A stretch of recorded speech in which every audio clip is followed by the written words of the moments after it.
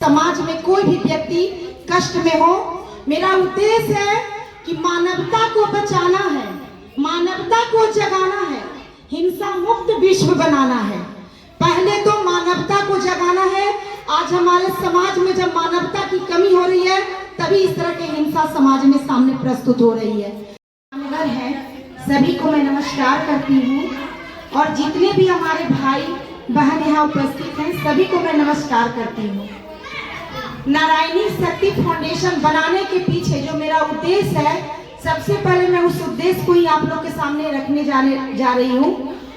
नारायणी शक्ति फाउंडेशन एक ऐसा संगठन है जिसमें किसी भी प्रकार का उत्पीड़न हो, चाहे वो महिला हो, चाहे पुरुष हो, चाहे समाज में किसी भी प्रकार का हो, चाहे प्रशासन से हो, चाहे पड़ोस में हो, मतलब किसी भी तरह का, मैं ऐसी किसी प्रताड़ना को भी अनदेखा नहीं करूंगी जिस प्रताड़ना से लेकर समाज कहीं न कहीं अंदाज नहीं करूंगी, जिसके वजह से समाज में कोई भी व्यक्ति कष्ट में हो।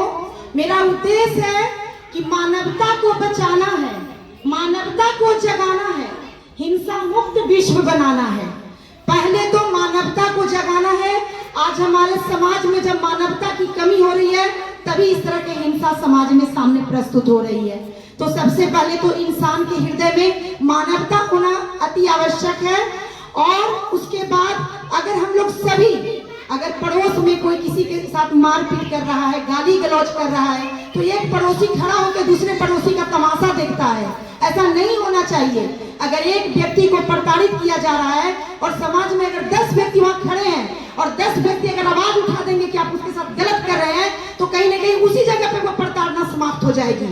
लेकिन आज सबसे बड़ी बात है कि हम लोग बुराइयों को देखकर अपने जुबान को बंद कर दिए हैं, जिसके वजह से हर जगह, घर से लेकर समाज में, हर क्षेत्र में कहीं ना कहीं लोग प्रताड़ित हो रहे हैं, क्योंकि लोग अपने जुबान को बंद करके तमाशा देखने के लिए आजकल एक भीड़ इकट्ठा करते हैं। चलो उसके परिवार में जो भी हो रहा है हमें भीड़ को एकत्रित करना है और तमाशा देखना है।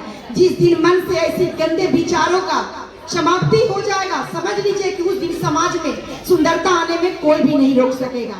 कहा जाता है कि ये कलयुग है। बहुत लोग ऐसा शब्द बोलते हैं कि ये कलयुग है।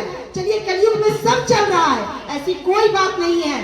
दुष्ट का उत्पत्ति द्वापर में भी हुआ था, त्रेता में भी हुआ था, सतयुग में भी हुआ था और कलयुग में भी हो रहा है। जब जब धर्म का हानि होता है तब तब ईश्वर की उत्पत्ति होती है। अभी हम लोग जैसे उनका मतलब हम कोई कल्पना नहीं कर सकते हैं कि मेरा स्थान कौन सा है।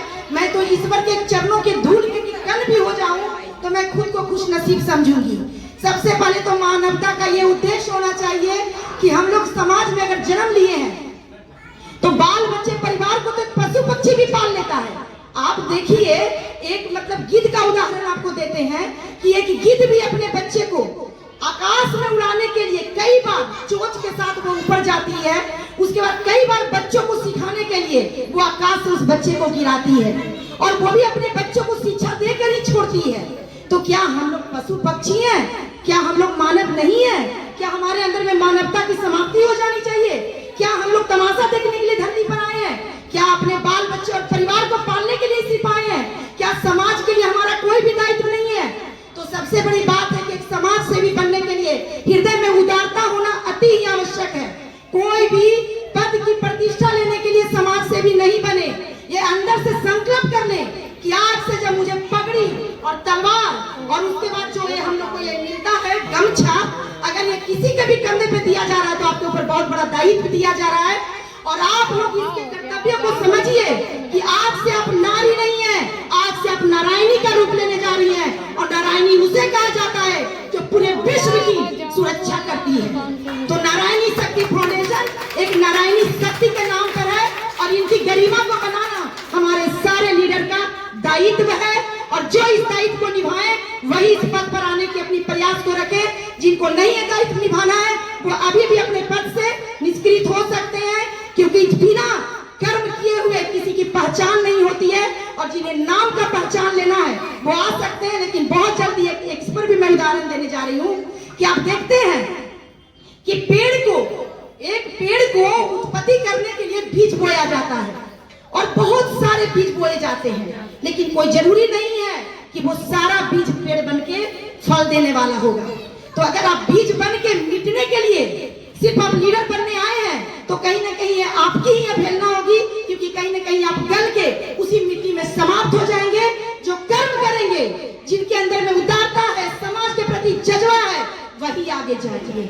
और इन्हीं बानियों के साथ मैं अपने शब्दों को पूर्ण विराम देते हुए, हमारे सर आए हुए हैं। हमारा बहुत ही सौभाग्य है कि आज हमारे बीच में हमारे सर ललन सर जी आए हैं। और मैं क्या बताऊं, ये ऐसी हस्ती है कि जिनके बारे में अगर ये खुद से अपना परिचय देंगे तो ज्यादा अच्छा होगा। सर आप दो शब्द